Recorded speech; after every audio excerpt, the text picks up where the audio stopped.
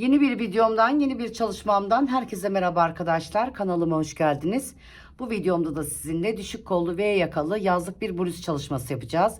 Bluzumuz crop bir bluz ama isteyen istediği uzunlukta yapabilir. İsteyen V yaka değil de şöyle göstereyim, V yaka değil de arkadaşlar kayık yaka da yapabilir. Bluzumuz small ve medium bedene uygun.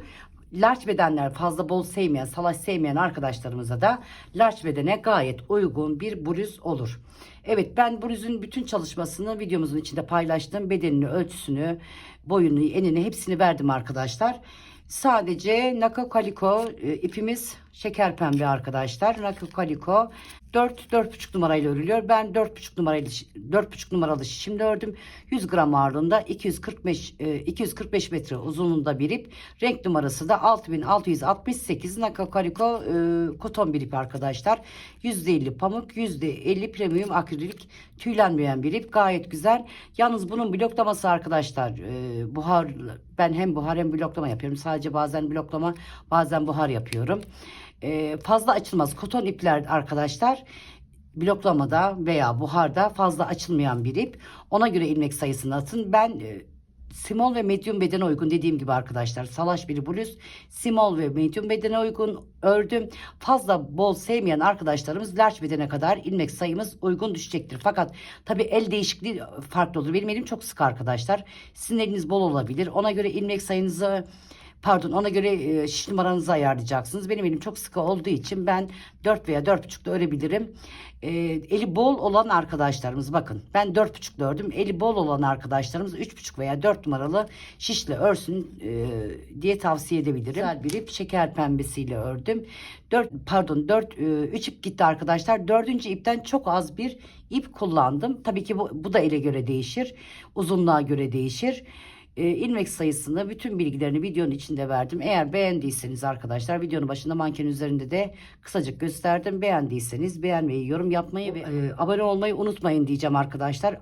Abonelik, beğeni ve yorum bizler için çok önemli. Yani keşfete düşmesi için, videolarımızın öne çıkması için bizim için çok önemli. Sosyal medyanızda paylaşmanız da bizim için çok önemli. Tabii ki bunu beğenirseniz arkadaşlar. Beğenmezseniz öyle bir istekte bulunamayız. Hiçbir arkadaşımız da bulunamaz. O yüzden önce videomu izleyin, beğenirseniz beğenmeyi, yorum yapmayı ve abone olarak bana destek olmayı unutmayın arkadaşlar. İnanın çok emek istiyor, çok zaman harcıyoruz. Bunu da hak ediyoruz diye düşünüyorum. Evet, dilerseniz videomuza geçelim. Evet, şöyle çıkartıyoruz. Çıkarmaya başlamıştım ben arkadaşlar.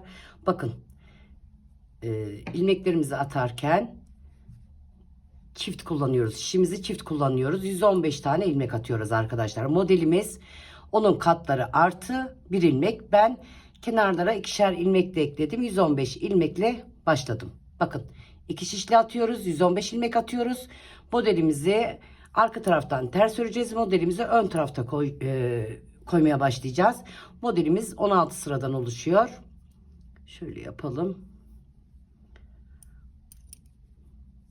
Çift şişli atmazsanız arkadaşlar, ajurlu bir model, alt kısmı çeker. O yüzden çift şişli atın. Yani 3 ile öreceksiniz, 5 ile öreceksiniz, 6 ile öreceksiniz. Çift şişle veya da gayet bol atarak ilmeklerinizi atabilirsiniz. Şimdi ben modele dahil değil bu sıra. Bu sırada bütün ilmeklerimi ters öreceğim. Ön tarafta modelimizi koyabilmek için. Bu sırada bütün ilmeklerimizi ters örelim. Ön tarafa geldiğimizde modelimizi başlatalım arkadaşlar. Dediğim gibi modelimiz 16 sıradan oluşuyor. 10 artı 1, yani onun katları artı 1 ilmek modelimiz. Ben ikişer ilmek sağa ve sola koydum, dikiş payı olsun diye. 115 ilmekle modelimize başlıyoruz.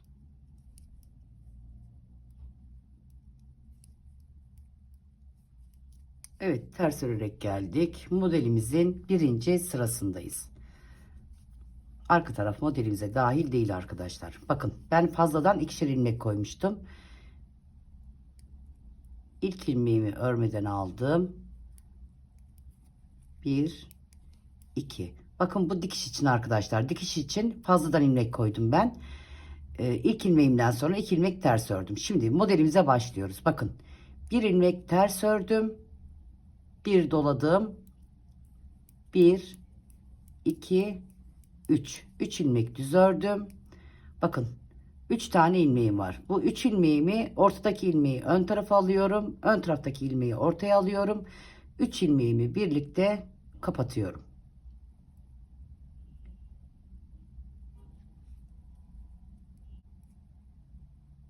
Şöyle yapalım. Tekrar 3 ilmek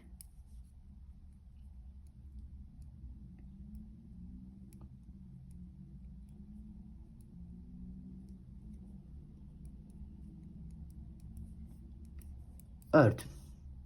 İlk modelimizi kurduk. Bakın bir ilmek ters ördüm, doladım, 3 ilmek düz ördüm, 3 ilmeği birlikte kestim, 3 ilmek düz ördüm. Bir ilmeği, bir modelimizi kurduk. Tekrar modelimize geçiyoruz. Ara modelimiz için bakın.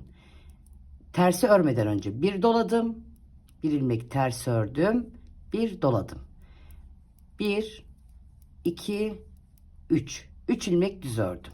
Buradaki 3 ilmeğimizi bakın, ortadaki ilmeğimi baştaki ilmeğimi ortaya aldım. Üçünü birlikte kesiyorum. 3 ilmek düz ördüm. İkinci modelini de kurdum. Tekrar yeni modelime geçiyorum. Bakın. Bir doladım. Bir ilmek ters ördüm. Bir doladım. 1 2 ve 3. 3 ilmek düz ördüm. Bakın buradaki ilmeğimle ortadaki ilmeğimle baştaki ilmeğimin yerini değiştiriyorum. Ortadaki ilmeğimi başa aldım. Baştaki ilmeğimi bakın arka taraftan ortaya aldım. Üçünü birlikte kestim. 1 2 3 modelimi tamamladım. Yani yeni modele geçerken bir doluyorsunuz, bir ters örüyorsunuz, bir doluyorsunuz, 1 2 3. Diğer 3 ilmeğe gelince ortaya alıyoruz. Ortadaki ilmeği başa alıyoruz. Ön yüzden üçünü birlikte kesiyoruz. 1 2 ve 3. Sıra sonuna kadar birinci sırayı bu şekilde devam ediyoruz. Bir modelimizde daha tamamladık. Bir daha yapalım isterseniz. Bakın doladım. Bir ilmek ters ördüm. Doladım. 1 2 ve 3. Buradaki 3 ilmeğimi ortadan aldım. Başa getirdim. Bakın önden getirdim. Öndeki ilmeğimi de arkadan ortaya getirdim. 3 ilmeği birlikte kestim. 1 2 ve 3. Doladık. Bir ilmek ters ördük. Doladık. 1 2 3. 3 ilmeğimizi ne yapıyoruz? Ortadaki ilmeğimizi ön taraftan öne, öndeki ilmeğimizi arkadan ortaya getirdik. 3 ilmeğimizi birlikte kestik. 1 2 3. 3 ilmeğimizi ördük. Modelimizi tamamladık. Bakın. Bitirirken bakın arkadaşlar, bir artırma yaptım. Bir ilmek ters ördüm. Daha sonra sondaki ilmek. Bakın bunlar modele dahil değil arkadaşlar. Tersimi ördüm. Fazladan 4 ilmek koydum demiştim. Bunlar dikiş için fazladan koydum. Yani 111 artı 4 ilmek koydum. Evet. Ördüm.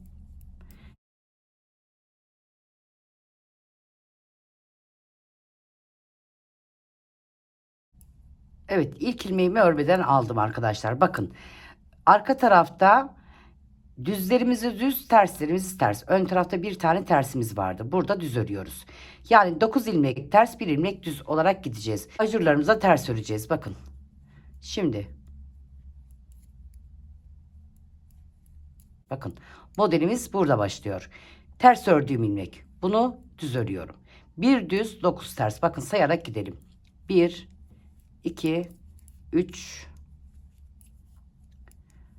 4 5 6 7 8 ve 9. Bakın düzümü örüyorum. Ön tarafta tersti bu. Ajurlarımız da dahil olmak üzere bütün ilmeklerimiz ters, bir tane düzümüz var. Yani düzü düz, tersleri ters, ajurlarımız da düz, pardon, ters olarak örüyoruz. Bakın ajurumu ters ördüm. Bu ilmeğimi düz ördüm. ters olarak başlıyorum yine. Evet, arka tarafta arkadaşlar ajur ilmeklerimiz dahil olmak üzere hepsini ters. Bir tane düzümüz var. Onu kaydırmayalım arkadaşlar. Ona dikkat edelim. Bakın, düz ilmeğim.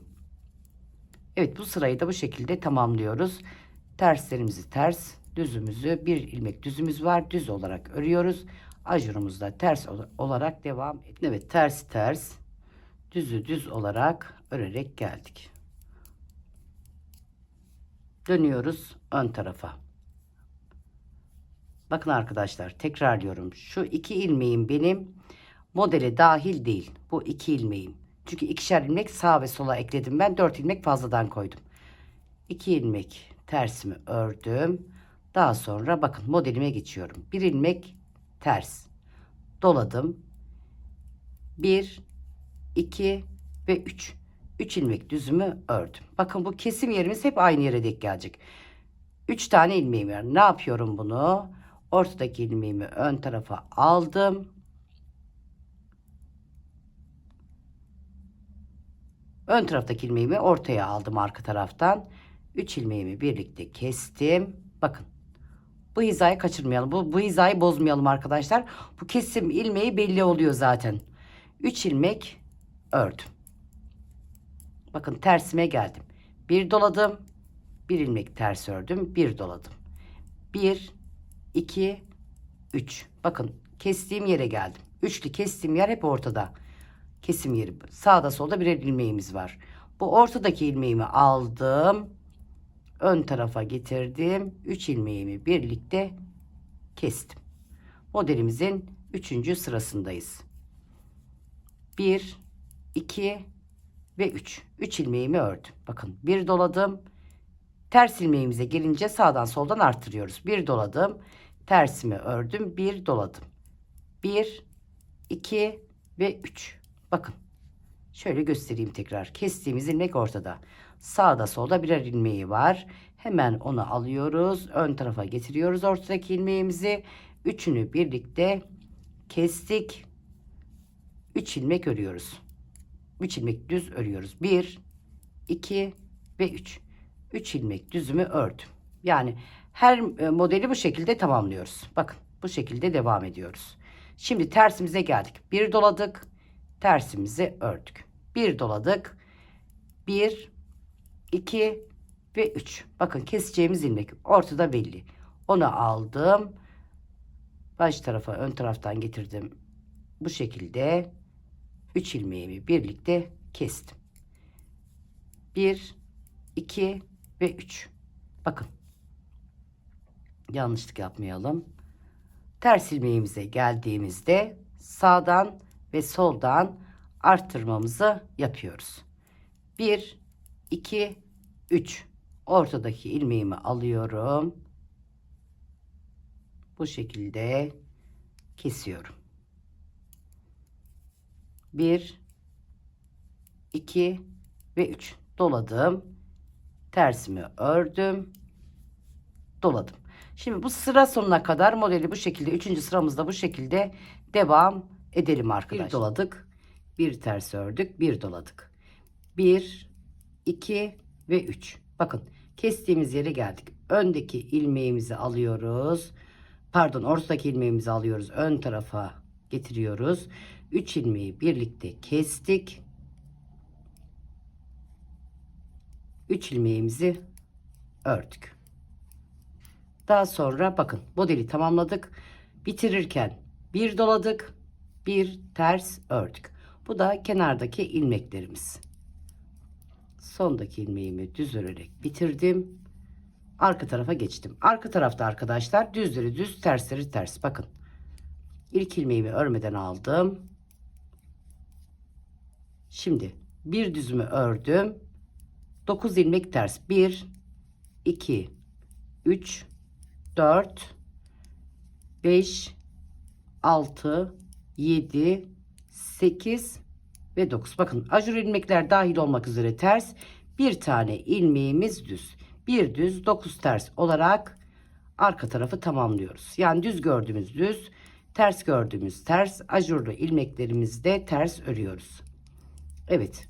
Üçüncü sıramızı tamamladık. Dördüncü sıramızda bu şekilde tamamlayıp beşinci sıramıza gelelim. Döndük modelimizin beşinci sırasına. Bakın modelimizin beşinci sırasındayız. Bu iki ilmeğimizi ters örelim.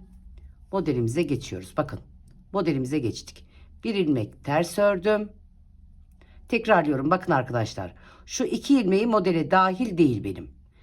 O iki ilmeğimi ters örerek geldim. Modelime başladım. Modelimde terse başlattım. Bir doladım. Bir, iki ve üç. Üç ilmek düz ördüm. Bakın kestiğimiz ilmek zaten modeli belli ediyor. Hemen o ortadaki ilmeği baş tarafa aldım. Üç ilmeği birlikte kestim. Bir, iki ve üç. Bakın model kendisini göstermeye başladı. Doladım. Tersi gördüğüm zaman hemen doladım. Ters ördüm, doladım. 1, 2 ve 3. 3 ilmek düzümü ördüm. Bakın 3 ilmek kestiğimiz ilmek ortada. Onu başa alıyoruz. Öndekini de arka tarafa aldık. Üçünü birlikte kesiyoruz.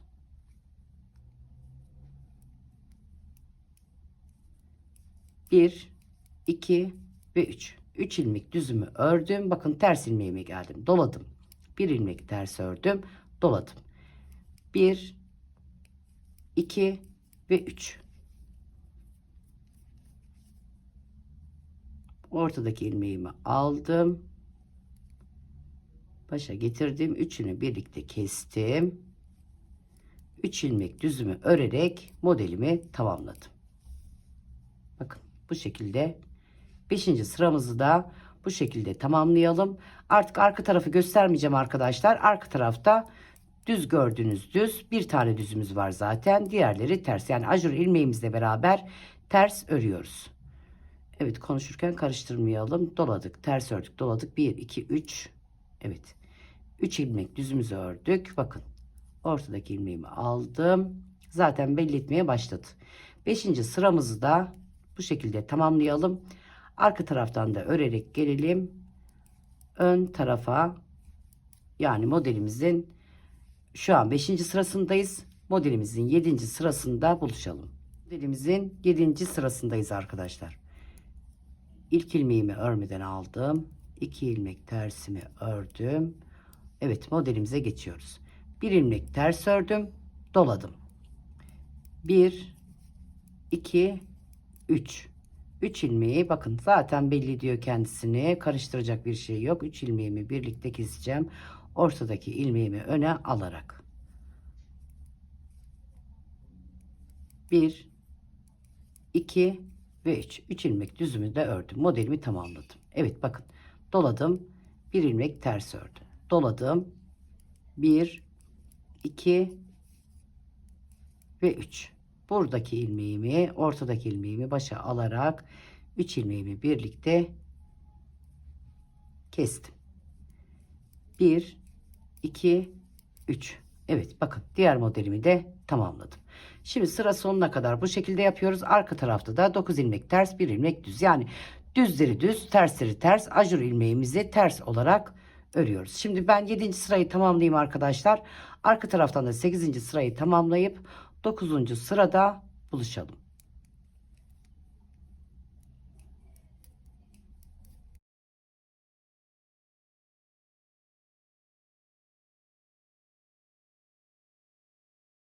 Evet arka tarafı tamamladık. 9 ters bir düz.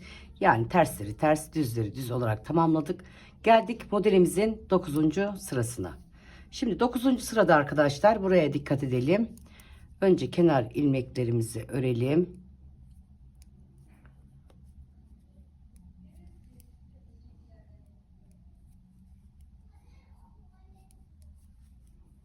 Modelimize burada başlıyoruz. Bakın burada ters ördüğümüz ilmekler arkadaşlar. Bakın ters ördüğümüz ilmekler 9. sırada düz örüyoruz. Düz ördüm. Artırdım. 1, 2, 3. Modelimi aynı şekilde yine devam ediyorum. 9. sıramızda. Pardon. Üçünü birlikte kesiyorum. 3 ilmek yine düzümü örüyorum.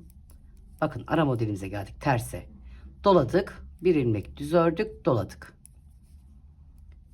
1 2 3 doladık.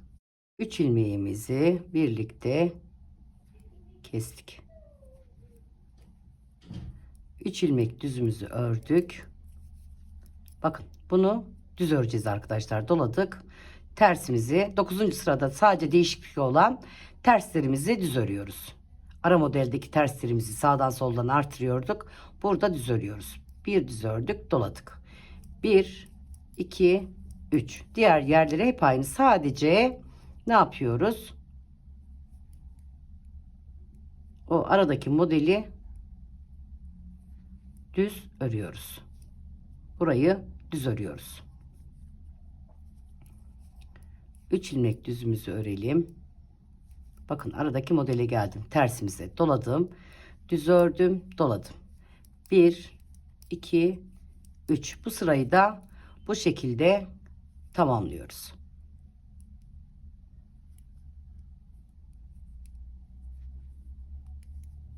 Evet, bakın. Bu şekilde devam edelim arkadaşlar. 1 2 ve 3. Doladım. Bir ilmek tersimizdi. Bunu düz ördük. Bakın kenar ilmeğimiz aynı şekilde devam ediyor. Şimdi kenar ilmeğimiz hariç diğer ilmeklerimizin hepsini ters örüyoruz. 1 2 kenar ilmeklerimi ördüm. Şimdi sıra sonuna kadar son 2 3 ilmeğim kalıncaya kadar bakın. Burayı düz öreceğiz. Modelimize dahil değil demiştik. Bütün ilmeklerimizi ters örerek 10. sıramızı tamamlıyoruz. Evet, ters örerek geldik. Kenar ilmeklerimizi düz örerek döndük 11. sıramıza. Artık modeli kapatıyoruz arkadaşlar. Modeli kapatırken yeni modele yer açıyoruz. Ama ben dediğim gibi modelimiz 16 sıra. 16 sırada bırakacağım. Modelimiz bluzumuzun üstteki modeline geçeceğim. Şimdi modelimizin 11. sırasındayız. Kenar ilmeklerimizi ters ördük. Bakın kenar ilmeğimizi ters ördükten sonra 2 ilmek düz ördüm. 1 doladım. 1 2 2 ilmek düz ördüm. Bakın ortadaki ilmeğimi kestiğim yere geldim. Artık kapatıyoruz arkadaşlar. 3 ilmeğimi birlikte kestim. 2 ilmek düz ördüm. Bakın 2 ilmek düz ördükten sonra doladım. Ortada ajurlu ilmeklerimizle beraber 3 ilmeğimiz oldu. Doladım. 1 2 ve 3. 3 ilmek düz ördüm, doladım. 1 2 2 ilmek düz ördüm. Ortadaki ilmeğime geldi. 11. sıradayız. 3 ilmeğimi birlikte kapattım. 1 2 2 ilmek düz ördüm. Doladım. 1 2 3 3 ilmek düzümü ördüm. Doladım. 1 2 2 ilmek düz ördüm. Aynı şekilde yapıyoruz. 3 ilmeğimi birlikte kestim. Pardon. 2 ilmek düz ördüm. Doladım. Bakın ortadaki tekli ilmeğimiz artık ajurlar arttıkça ortadaki ilmeğimiz artacak. Yani yeni modele yer açılıyor arkadaşlar. Model 16 sıra olduğu için ben 16 sırada bitireceğim. 11. sıradayız demiştik. Doladım. 1 2 ve 3. Doladım.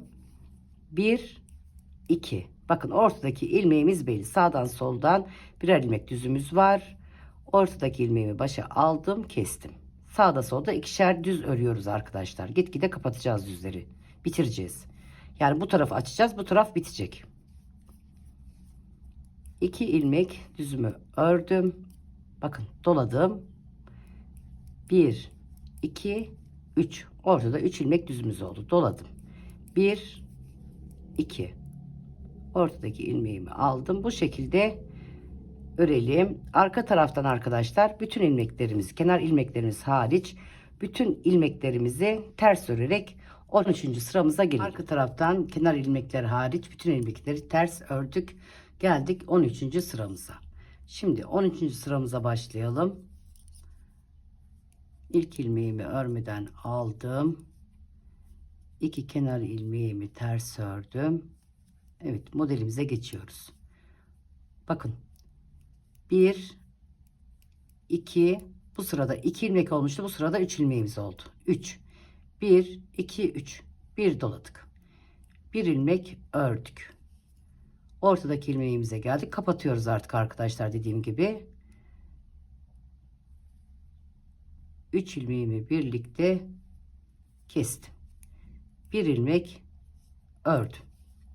Şimdi ilk sırada tek ilmeğimiz vardı. Ondan sonraki sırada 3 ilmeğimiz oldu. Şimdi 5 tane ilmeğimiz oldu ortada. Yani ortayı açarak gidiyoruz arkadaşlar. Bu yaprağımızı da kapatıyoruz. Doladık.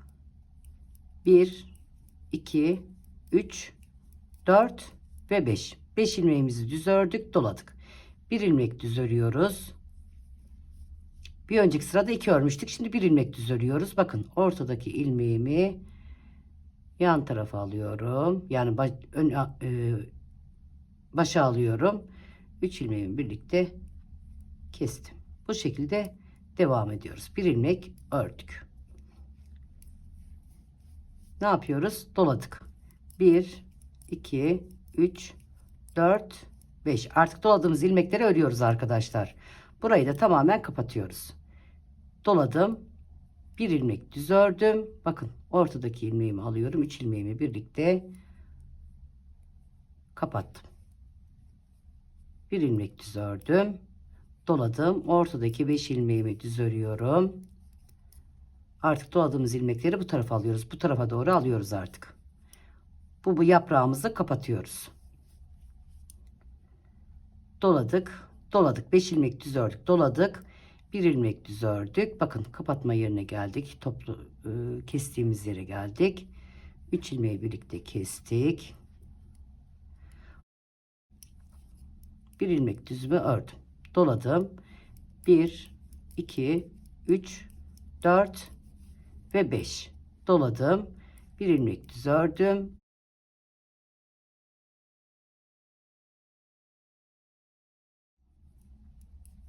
Evet, sıra sonuna geldik. Sıra sonunu göstermek istiyorum. Karıştırmayalım. Yani sıra başında ve sıra sonunda yarım modelimiz var. Onu karıştırmayalım. Evet, bir ilmek ördüm. Kestim. Bir ilmek örüyorum. Bakın, doladım. 3 ilmeğimi örüyorum. Kenar ilmeğimizi ördük.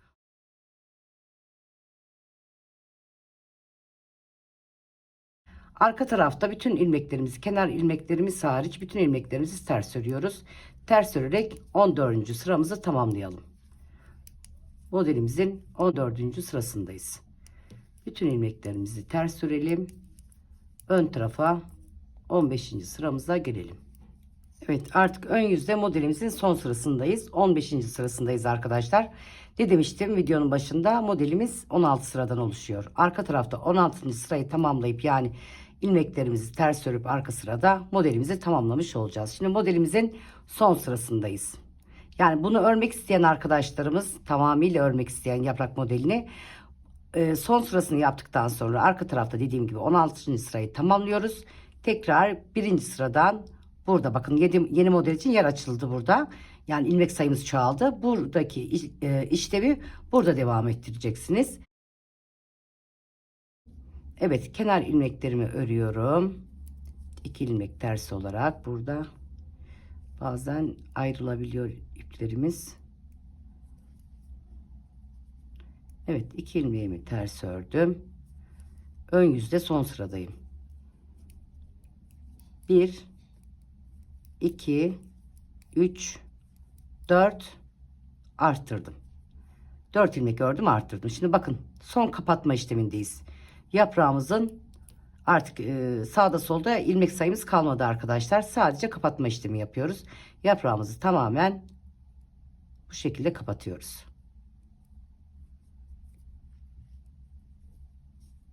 Evet, bakın yaprağımız oluştu. Şöyle göstereyim. Yaprağımız oluştu. Artık bu üçlü kesmedi arkadaşlar. Sağdan ve soldan artırma işlemi yapıyoruz. Artırdık. 1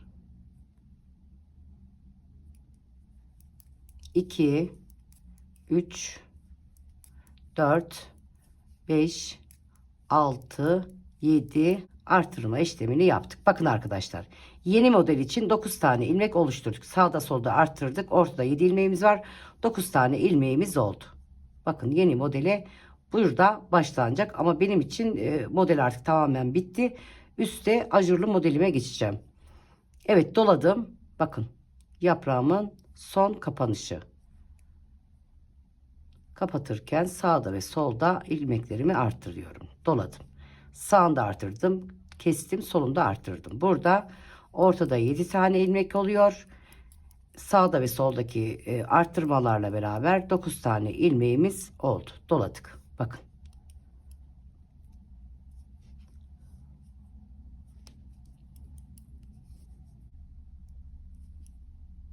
Evet, bu sıramızda bu şekilde tamamlıyoruz. Bu kapatmalarımızın sağından solundan artırma yapıyoruz arkadaşlar. Artırdım. 1, 2, 3, 4, 5, 6, 7 arttırdım.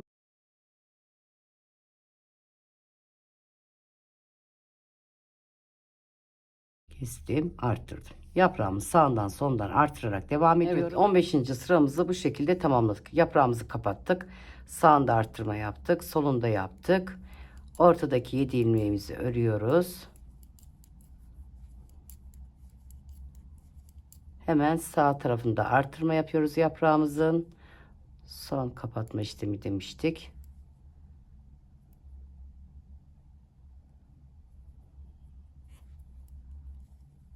Evet, son kapatma işlemini de yaptık. Artırma yapıyoruz. 1, 2, 3, 4. Burada da 4 ilmeğimiz oldu. Kenar ilmeklerimizi örüyoruz. Arka tarafta arkadaşlar hiçbir işlem yok. Yani 16. ve son sıradayız. Bakın. 16. ve son sıradayız. Ön tarafta bluzumuzun modelini koyacağız. Evet, kenar ilmeklerimiz hariç. Bakın, kenar ilmeklerimiz hariç. Diğer bütün ilmekleri ters örerek 16. sırayı tamamlayalım. Ön tarafta modelimizi koyalım arkadaşlar.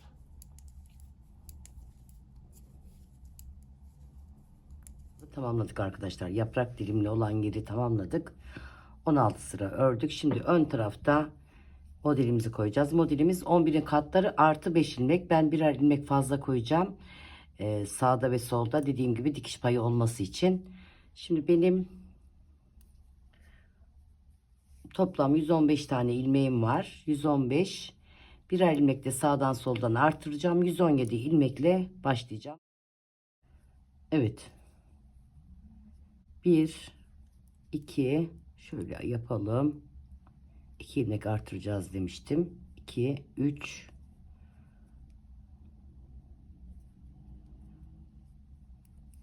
4, 5, 6. 2, 4, 6. Evet. 6 ilmek düzümüzü ördük. Bakın. 6 ilmek, 2, 4, 6. 6 ilmekle ajur modelimizi kuracağız. Bakın. Bir doladım. 2 ilmeği birlikte ördüm. Bir doladım. 2 ilmeği birlikte ördüm. Bir doladım. 2 ilmeği birlikte ördüm.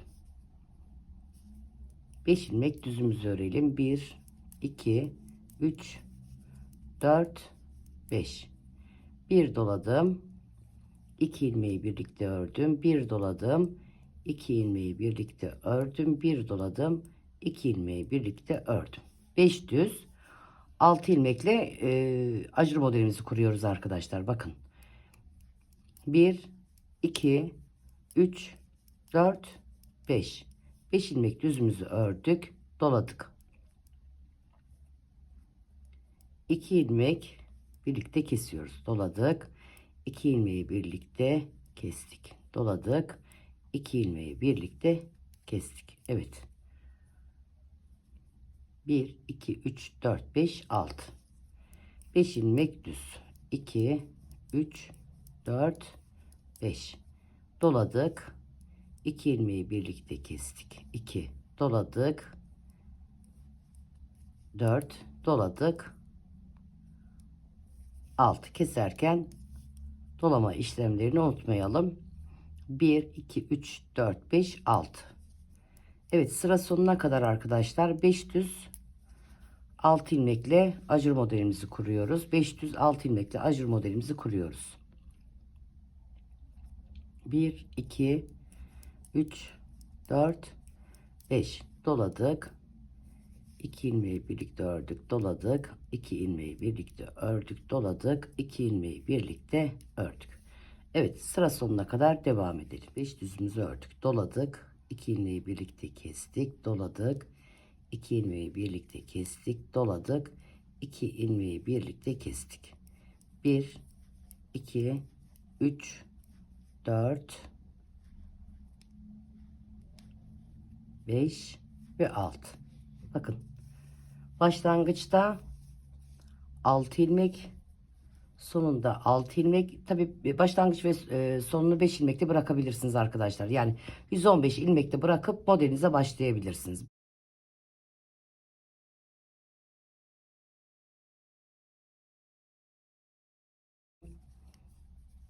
Evet, arka tarafta ajurlarımız dahil olmak üzere bütün ilmeklerimizi ters örelim.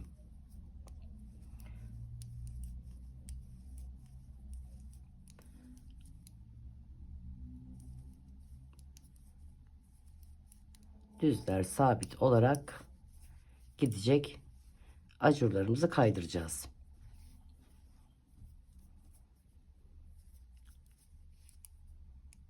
İlk ilmeğimi örmeden aldım.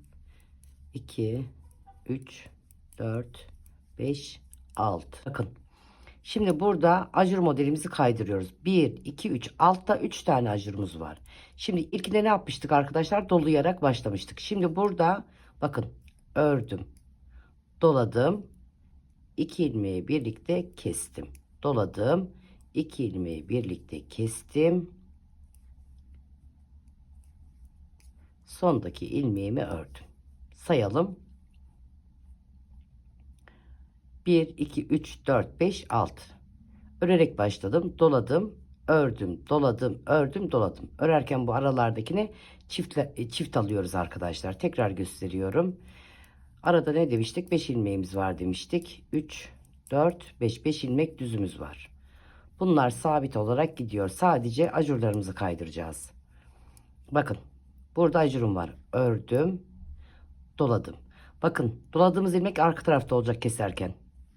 Kestim, doladım, 2 ilmeğimi birlikte kestim, bir ilmek ördüm. Bakın, burada altta 1 2 3 ajurumuz, yukarıda 1 2 tane ajurumuz oluyor. Yani bir sıra üçlü gidecek, bir sıra ikili, bir sıra üçlü, bir sıra ikili gidecek arkadaşlar ajurlarımız, ki model kaysın diye. Yani model kaymış olacak. Bir daha yapalım. Düzlerimizi örelim, 5 ilmek düzümüzü. Bakın, altta ajurum var, bunu ördüm, daha sonra doladım. Bakın, arka tarafta ajur ilmeğim var. Arka tarafta olacak. Her kestiğimizde arka tarafta olacak. Karıştırmayalım arkadaşlar. İkisini kestim, doladım. Bakın, ajurlu ilmeğim arka tarafta. İkisini kestim, bir ilmek ördüm. Yani başlangıçtaki ve sonuç yani başlangıçta ve sondaki ilmeğimizi örüyoruz. Arttırmaları yapıyoruz. 2 tane arttırmam var. Bakın, bu üçlüde 3 tane arttırmam vardı. Yukarıda kaydırırken 2 tane arttırmam var. İkili de kesmem var. 5 ilmek düzümüzü örelim.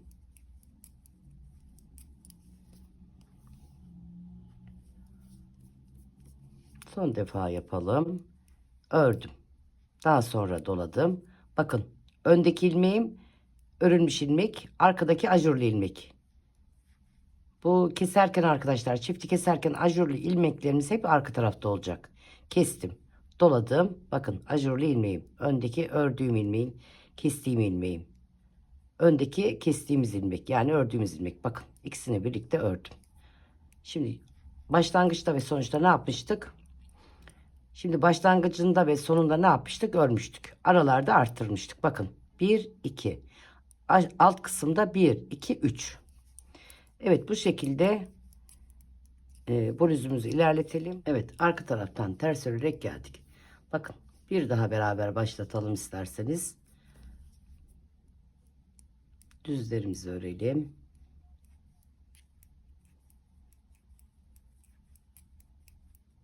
Altı ilmek düzümü ördüm. Bakın. Bu sırada bir önceki sırada ne yapmıştık? Örerek başlamıştık. Doladım. Şimdi bu sırada dolayarak başlıyorum. Doladım. Bu doladığım ilmek hep arka tarafta olacak. Bakın arkadaşlar, doladım. 2 ilmeği birlikte kestim. Doladım. 2 ilmeği birlikte kestim. Doladım. 2 ilmeği birlikte kestim. Bakın. Bir sıra bu şekilde başlıyoruz. Doluyoruz, 2 ilmeği birlikte kesiyoruz. Doluyoruz, 2 ilmeği birlikte kesiyoruz. Doluyoruz, 2 ilmeği birlikte kesiyoruz. Diğer sıraya geldiğimizde örüyoruz. Ördükten sonra dolayıp 2 ilmeği birlikte kesiyoruz. Doluyoruz, 2 ilmeği birlikte kesiyoruz. En sondaki ilmeği, baştaki ve sondaki ilmeği örerek, tek ilmeklerimizi örerek başlatıyoruz. Daha sonra doluyoruz, kesiyoruz. Doluyoruz, kesiyoruz. Yani bir sıra dolayarak başlıyoruz, bir sıra örerek başlıyoruz. Bu şekilde bakın ajurlarımız kayıyor. Bir daha başlatalım burada. Evet, 5 ilmeğimi ördüm. Şimdi bakın. Diğer sırada arkadaşlar örerek başlamıştım. Şimdi dolayarak başladım. Doladım. 2 ilmeği birlikte kestim. Doladım. 2 ilmeği birlikte kestim. Doladım. 2 ilmeği birlikte kestim. Evet. Bakın. Ajurlarımız bu şekilde devam edecek. Şimdi bu sırayı tamamladıktan sonra arka taraftan ters örerek geleceğiz. Ön tarafa geldiğimizde bakın. Örerek başlayacağız. Öreceğiz. Dolayacağız. 2 ilmeği birlikte keseceğiz. Dolayacağız. 2 ilmeği birlikte keseceğiz. En sondaki ilmeği öreceğiz. Umarım anlaşılmıştır arkadaşlar. Yani bir sıra üçlü ajur, bir sıra ikili ajur, bir sıra üçlü, bir sıra ikili ajur olarak devam edeceğiz. 28 santim kadar ördüm. Tabi bloklanınca bu aşağı doğru inecek arkadaşlar. Crop bir bluz. Salaş crop bir bluz örüyorum ben. Videonun başına da belirttim. 28-29 santime kadar ördüm. Bakın şöyle göstereyim. Şimdi koltuk altında sağda solda 4 defa arttırma yapacağım. Şimdi sağda ve solda 4 defa arttıracağım. Sırayla gidelim. Bakın ilk ilmeğimi aldım. İkinci ilmeğimi de şöyle düzeltiyorum. Alış şeklim farklı olduğu için arkadaşlar. Bir ilmek ördüm. İçinden çıkarmadan diğer taraftan girdim. Bir ilmek daha ördüm. Bakın bir defa arttırdım. Şimdi sıra sonunu da göstereyim arkadaşlar. 4 defa burada, 4 defa da sıra sonunda arttırma yapacağız. Yani toplam 8 arttırma yapacağız. Daha sonra ilmek atarak 3 tane de ilmek atarak arttırma yapacağız. Adım adım gidelim. Giderken de yanlışlık yaptım. Ajurumu unuttum.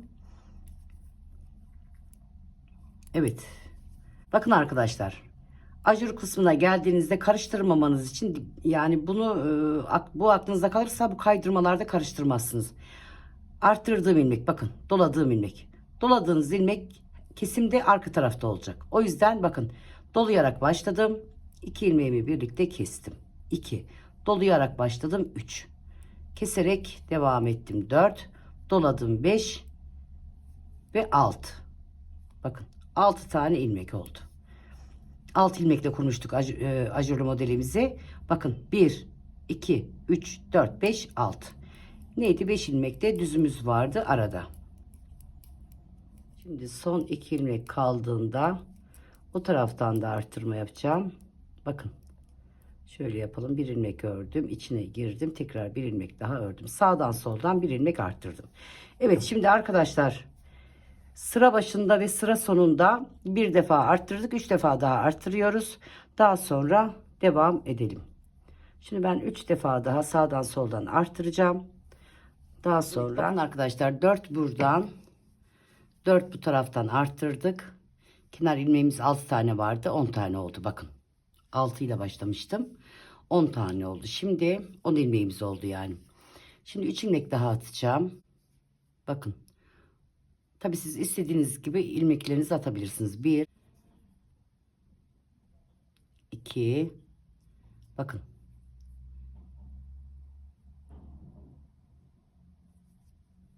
3 ilmek attım. Toplam yan tarafta ne oldu arkadaşlar? 6 vardı. 4 artırdım. 10 oldu. 13 oldu. Yani toplam 4, 3 daha 7 defa ilmek arttırmış oldum. Bakın buraya bir kavistik verdim koltuk altına doğru gelirken burada rahat olsun. Şimdi buraya 3 ilmek daha atmamız sebebi burada 5 ilmek olacak. 6 ilmeğimizi ajura kol yani tam kolun tarafına gelecek yerde ajur ilmeklerimiz olacak. 2 ilmeğimizi de düz olarak kenarda biye şeklinde gideceğim. Şöyle yapalım. Bu kısmı sıkı örelim.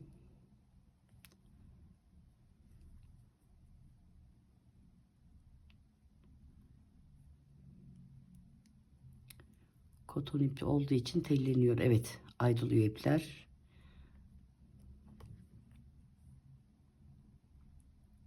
Şöyle yapalım.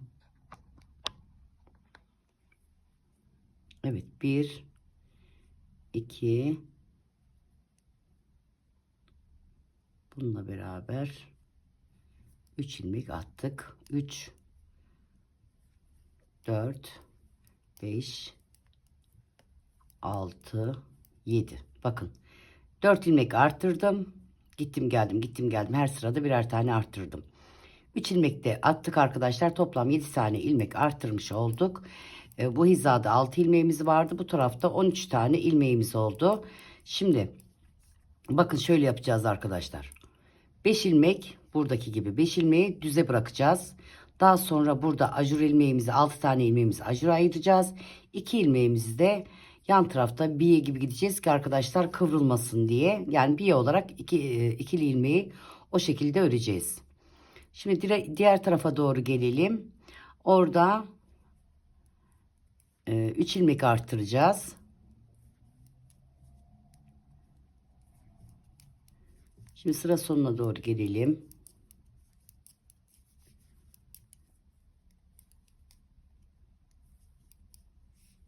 Evet.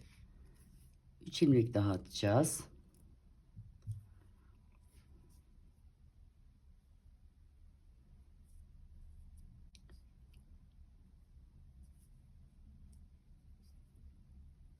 Evet. 3 tane ilmek de bu taraftan attık.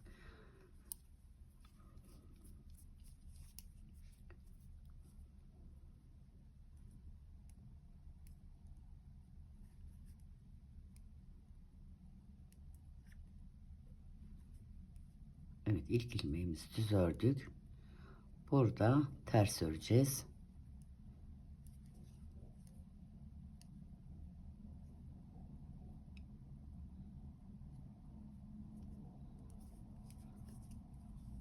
Sıkı tutalım bakın arkadaşlar, burayı sıkı tutalım.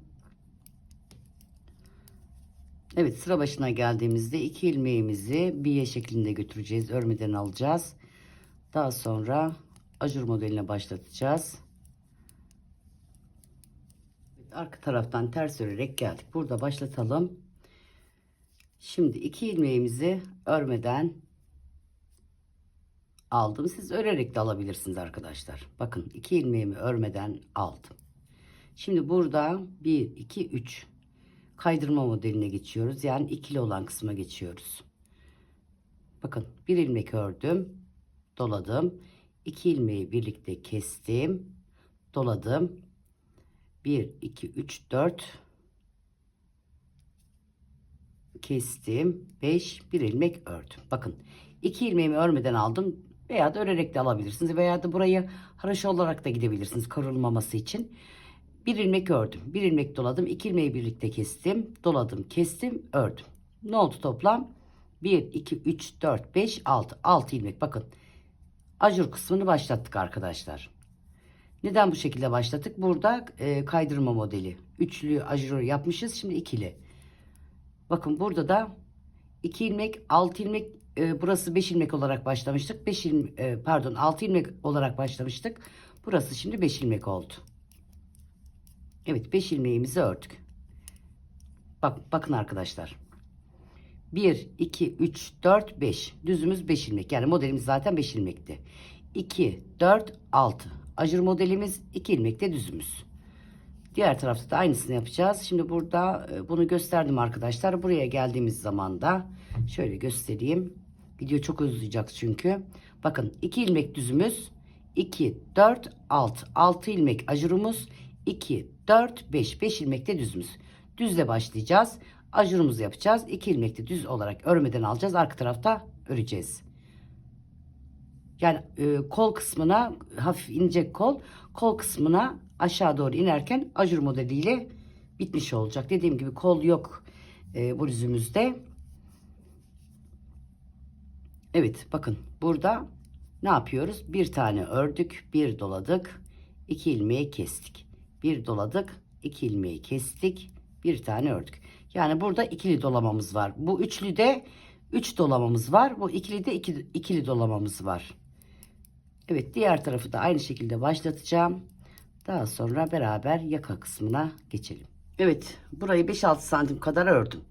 5-6 santim ördükten sonra tam ortasına geldim arkadaşlar. Bakın ne yapmıştık? 117 ilmeğimiz vardı. Sağ taraftan 7 ilmek. Önce ne yapmıştık? 4 ilmek gittik geldik arttırdık. Daha sonra 3 ilmek attık. 7 ilmek bu taraftan, 7 ilmek bu taraftan artmış oldu.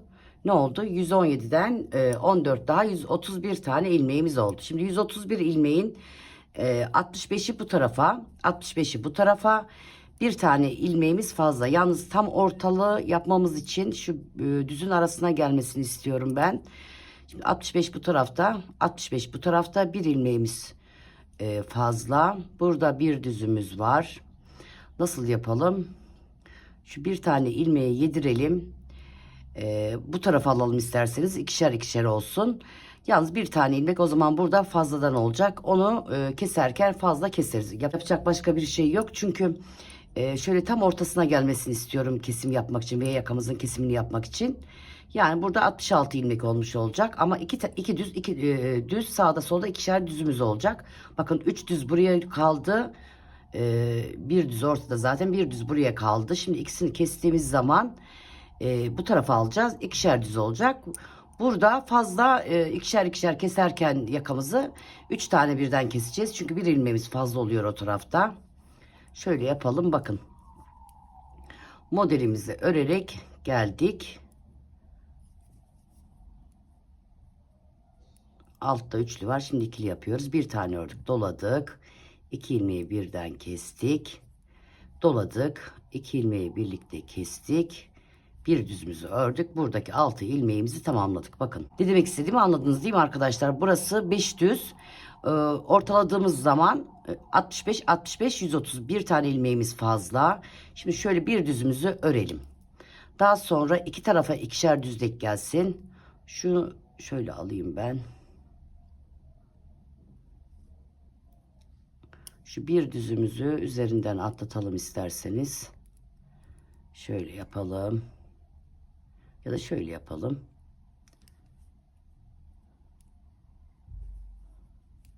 Şimdi ikişer düz oldu. Burada 65 değil de 66 oldu. Bu tarafta keserken bir ilmek fazla keseceğiz arkadaşlar. Ve yakamıza başlıyoruz. Dediğim gibi arkadaşlar bunu istediğiniz uzunlukta yapabilirsiniz. Evet, şimdi yaka kesimine başlıyorum. Bakın 2 ilmeğimi örmeden aldım. Burası bir şeklinde gidecek. Düzgün gider kenar. Bakın 2 ilmeğimi örmeden aldım. Burada hemen 2 ilmeğimi birlikte kestim. Burada da keserken yine böyle dışarıya doğru. Yani örgümüzün içine doğru keseceğiz. Bakın bu şekilde kestim. Pardon. Burayı karıştırmayalım isterseniz. Şöyle alalım ki ayracı. Bir sıra gittiğimizde şöyle yapalım ayracımızı. Bakın 2 ilmeğimi örmeden aldım. 2 ilmeğimi birlikte kesiyorum. Sola doğru kesiyoruz. Sola doğru kestim. Şimdi modelime bakıyorum. Nasıl devam edeceğim? Modeli devam ederek gideceğiz.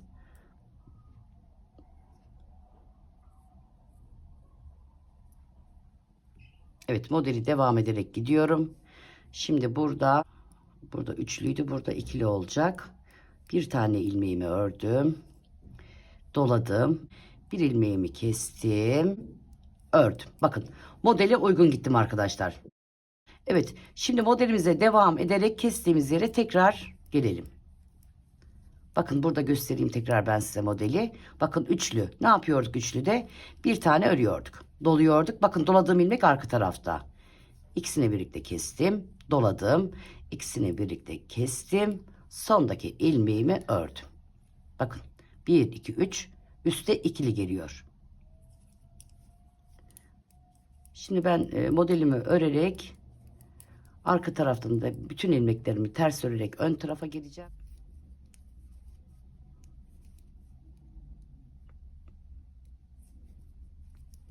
Ön tarafa döndük. Ben biraz ilerlettim. Şöyle görüntüsünü görün diye. Şimdi bir tane daha isterseniz beraber yapalım. Her sırada kestim arkadaşlar. Ben yalnız biraz ilerlettikçe bakacağım. Belki ilk sıraya bir yapabilirim daha sonra. Şimdi yalnız her sırada kestim. Kaçıncı sırada bırakacağımı, yani kaçıncı sırada iki sıraya bir keseceğimi onu da göstereceğim size. Açıklığına bakacağım. Kalan ilmek sayıma bakacağım. Belki her sırada keseceğim ya da iki sıraya bir keseceğim ilerledikten sonra. Bir daha beraber yapalım. Bakın.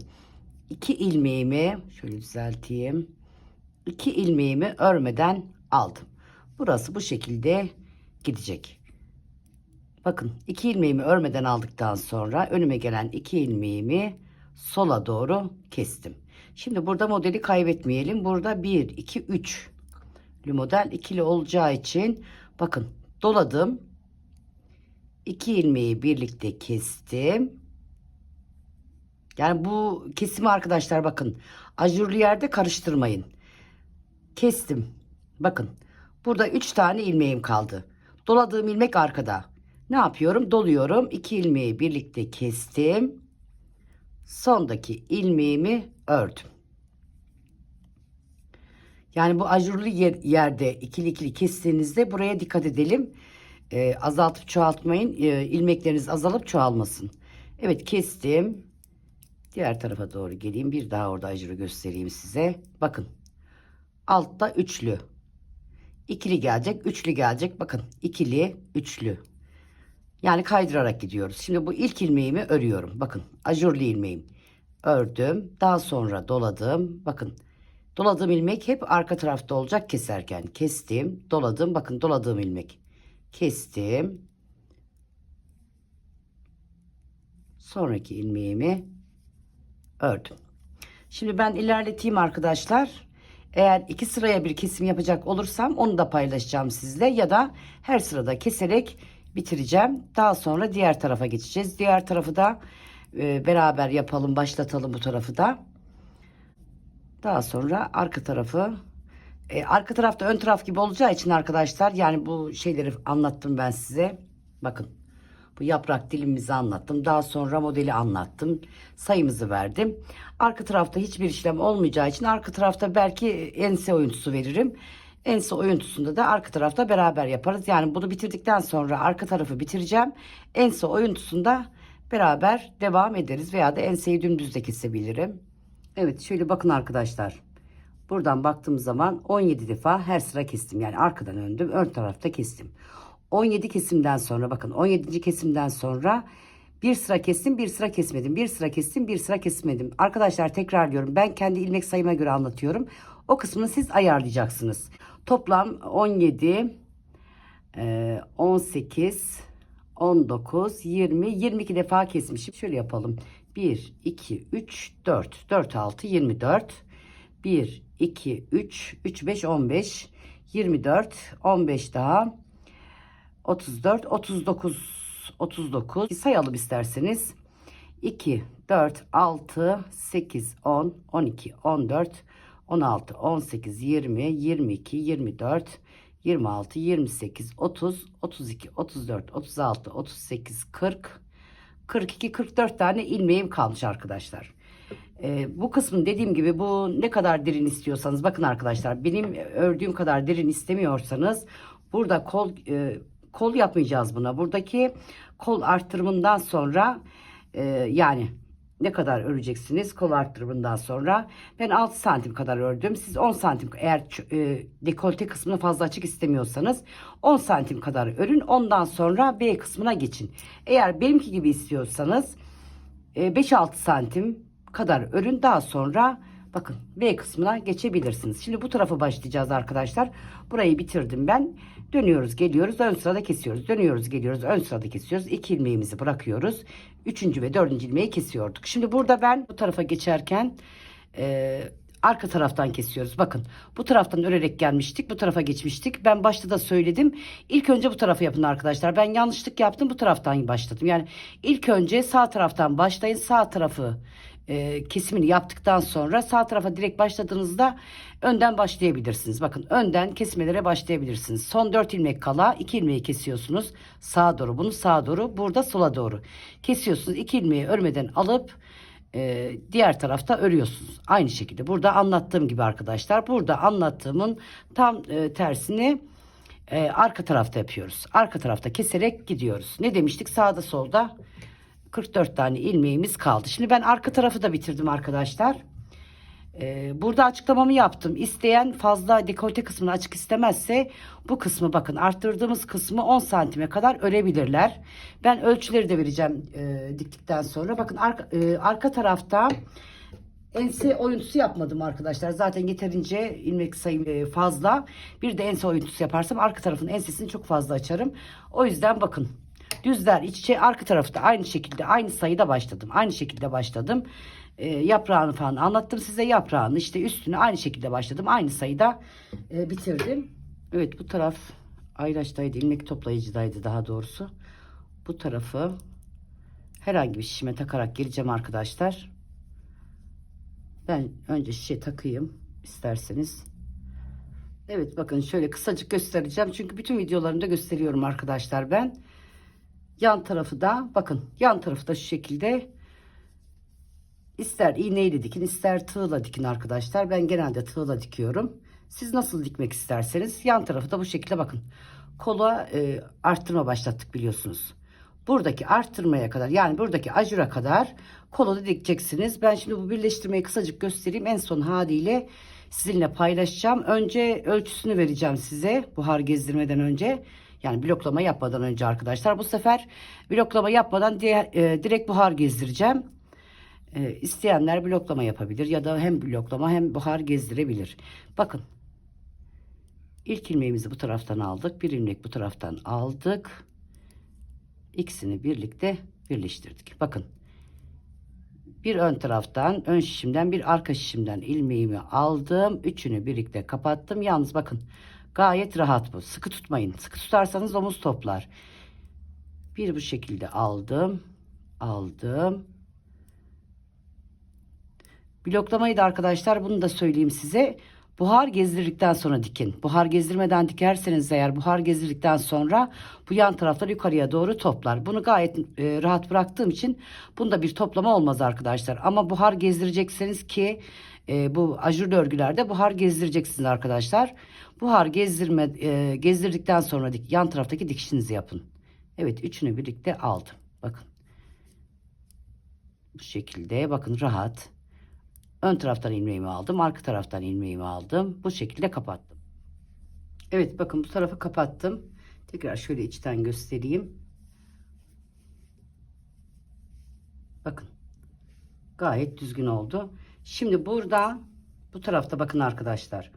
Bu tarafta 44 ilmek kalıncaya kadar ense kısmını keseceğim. 44 ilmek kaldığında buradaki omuzu birleştireceğim. Bunu da başlatmak istedim. Şu şekilde bakalım.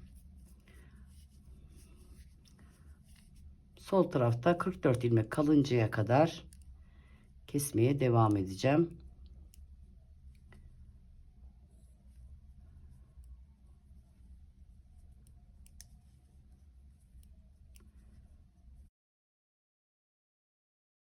Evet, bu tarafta 40 santimlik misina alı şişime toplamıştım, bırakmıştım.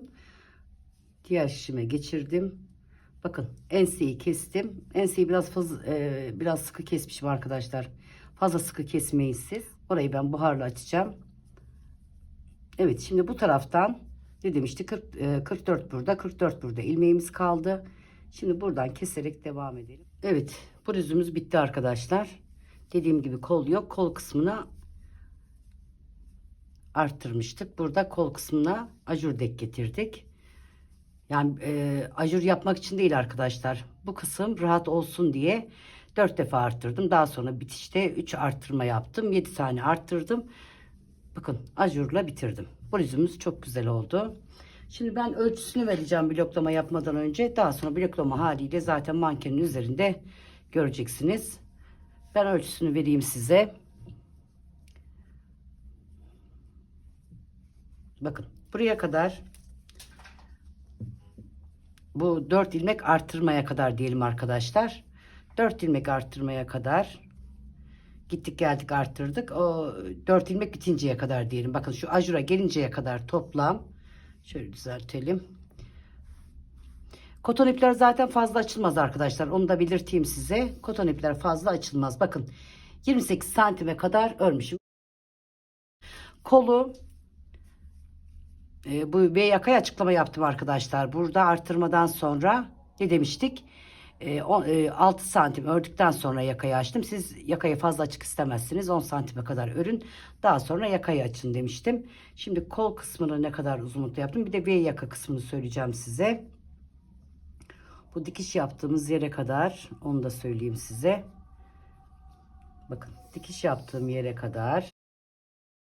Burayı 23 santime kadar ördüm. Tabi bu 25 santime kadar gelecek bloklama yaptıktan sonra. Yakayı da ölçeyim arkadaşlar. Örmüşüm. Şuradan şöyle gelelim. Dikiş yerinden.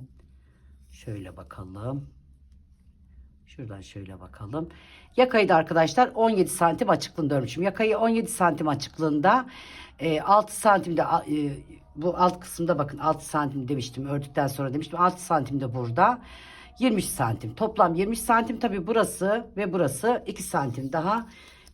En fazla 1,5-2 santim. Çünkü koton ip açılmaz arkadaşlar. Koton ip bloklama yapsanız da buhar gezdirseniz de koton ip fazla açılmaz. Bakın etek kısmı da bu şekilde şöyle göstereyim. Çok güzel bir bluz oldu. Şu şekilde göstereyim.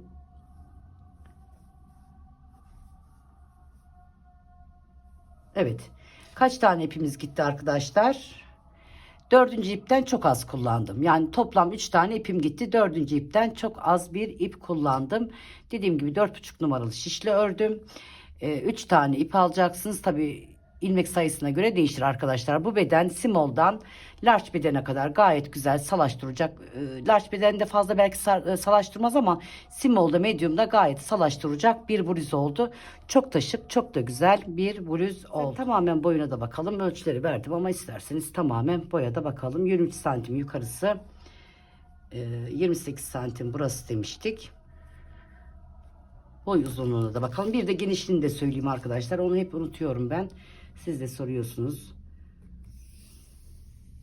Bakın 51-51,5 santim boyu. Zaten koldan ve aşağı kısımdan hesapladığınız zaman 51 santim geliyor. Tabii bu 51 santim 52-52,5 53 santime kadar bloklamadan sonra yani ya da buhar gezdirdikten sonra, ben sadece buhar gezdireceğim, 2 santim kadar oynayacak. Genişliğini de vereyim arkadaşlar. Salaş bir bluz dediğim gibi. Ama fazla salaş sevmeyen arkadaşlarımız için large bedeni de gayet güzel olabilecek. Uzunluğunu arkadaşlar istediğiniz uzunlukta yapabilirsiniz. Basen altı, basenden biraz daha altta veya da dediğim gibi benim yaptığım gibi kemer hizası. İstediğiniz uzunlukta V yakaya gelinceye kadar V yakada yapmayabilirsiniz. Kayık yakada yapabilirsiniz. Bakın arkadaşlar V yaka olması şart değil. Kayık yakada yapabilirsiniz. Ben genişliğini de vereyim size. Fazla salaş sevmeyen arkadaşlarımız için large bedene de gayet güzel olur. Çünkü salaş bir bluz bu. Şu dikiş olan yerden bakalım. Yanlışlık olmasın. Şöyle yapalım ya da şöyle yapalım. Şimdi orayı bozmayalım. Şöyle biraz fazla çekelim. Evet, gayet bol arkadaşlar. Bakın buradan 67 santim. Bu dikişi de baz alırsak 67 santim. Tekrar bakalım, yanlış bir bilgi vermeyeyim. Evet, 67-67,5 santim eni arkadaşlar. Tabii ki ilmek sayısı size ait. Bedene göre de ilmek sayısı değişir. Büyük bedenler bir düz bir haroşadan fazladan koyabilirler veya da bir haroşa bir düz bir haroşa olarak fazladan, yani beden büyüdükçe haroşaları düzleri arttıracaksınız arkadaşlar. Uzunluk kısmında kendinize göre ayarlayacaksınız. Şöyle yapalım. Uzunluğu da kendinize göre ayarlayacaksınız. İster V yaka yapın, ister kayık yaka yapın. Buradan B'ye de gidebilirsiniz tekraren arkadaşlar. Bakın değişik bir stilleri var tığla. B'ye de gidebilirsiniz. Ya da benim gibi böyle iki ilmeği örmeden almıştım ben. B şeklinde bırakmıştım. Böyle de bırakabilirsiniz. Kayık ya da yaka da yapabilirsiniz. Evet, ne diyelim arkadaşlar? Şöyle yan yapalım. Evet, ne diyelim arkadaşlar? Yeni bir videoda, yeni bir çalışmada görüşmek üzere. Takipte kalın, sevgiyle kalın. Desteklerinizi unutmayın lütfen. Hoşça kalın.